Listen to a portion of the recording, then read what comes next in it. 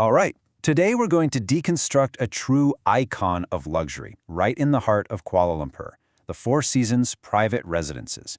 You know the one, it's sitting right there next to the Petronas Twin Towers. But what's the real story behind owning a slice of that super prestigious address? Well, let's dive in and find out. The analysis we're looking at, it doesn't pull any punches at all.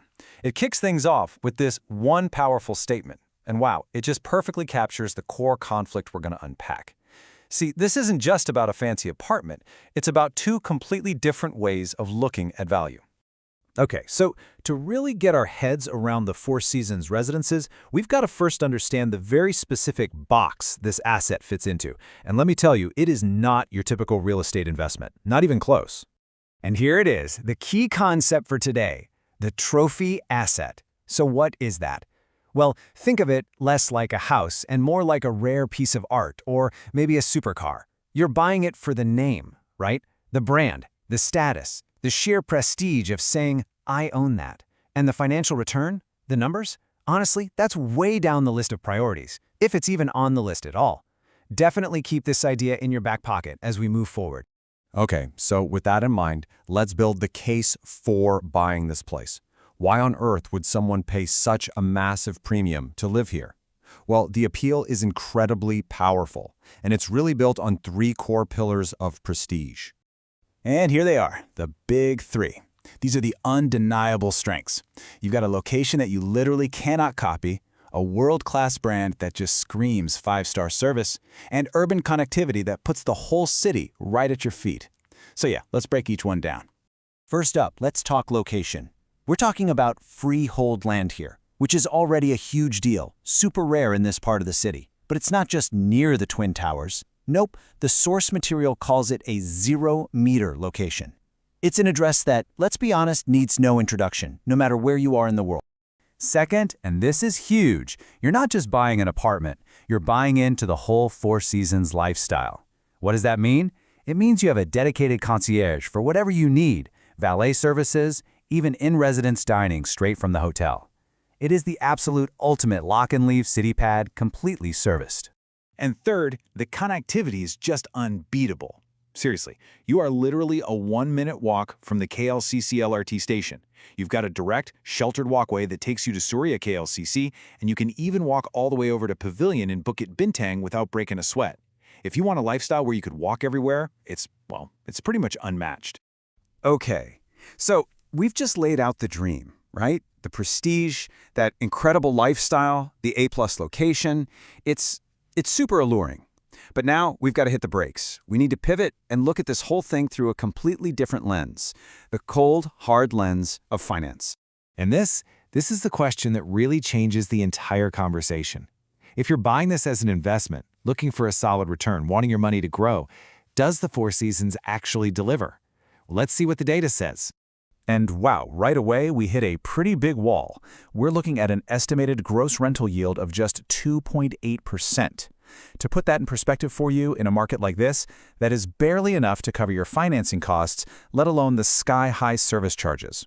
So, from a pure cash flow point of view, this is a total non-starter. So, why is that yield so low? Well, this right here gives you all the context you need. The market is just flooded. A vacancy rate of almost 29% for high-end apartments in that area means you've got fierce competition for a pretty small pool of tenants. It is absolutely a renter's market. Okay, so maybe cash flow isn't the point. What about capital growth? Is it a good long-term play? Well, this table really lays out the problem. We're talking 7 to 8 years later, and the median transacted price, it's basically hovering right around where it started at launch. The appreciation has been, well, almost completely flat. So what we're seeing is a perfect storm of factors, really. You've got a chronic oversupply in the KLCC market, the service charges are exorbitantly high, the pool of potential buyers is super narrow and kind of volatile, and on top of all that, this isn't an asset you can just sell quickly. From a financial standpoint, it's a really tough sell. All right, let's shift gears again. Forget the finances for a second. What about the day-to-day reality of actually living here? Because life at the Four Seasons is this really fascinating mix of ultimate convenience on one hand and some major frustration on the other. And this comparison just lays out that contradiction perfectly. So, on one side, You have this incredible walkability, right? You can get to the train, the malls, the park, no problem. But on the other side, the second you decide to get in a car, you're staring down some of the worst gridlock in the city on Jalan Ampang. The source calls this urban friction, and trust me, it is a very, very real part of living there. I mean, this quote just says it all, doesn't it? It's a mix of extreme luxury and urban friction.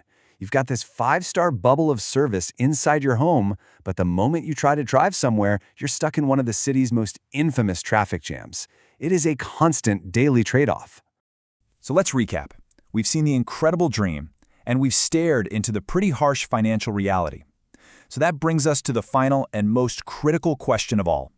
Given everything we've just talked about, who on earth is the actual buyer for a place like the Four Seasons?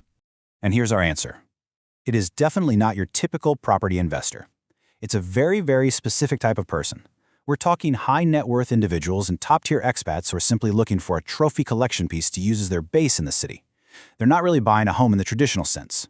What it really comes down to is this. They are buying status and convenience. They are not buying cash flow and appreciation. For this buyer, the massive price tag is basically a functional expense for a certain lifestyle, kind of like buying a supercar. It's not an investment that's supposed to make them more money.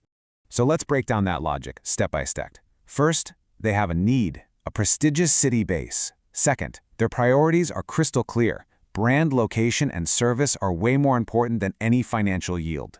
And third, the mindset is totally different. They see this property as a functional luxury good, just like a Patek Philippe watch. So the weak financials, to them, it's completely irrelevant to what they're trying to achieve. And all of this leaves us with a final, really interesting question. Look, for most of us, the numbers scream that this is a poor investment. But for that very select group of people, the value isn't measured in ringgit and cent. It's measured in prestige, in convenience, and in pure status. So it makes you wonder, is a world-class address priceless? I guess it really all depends on what you're buying it for.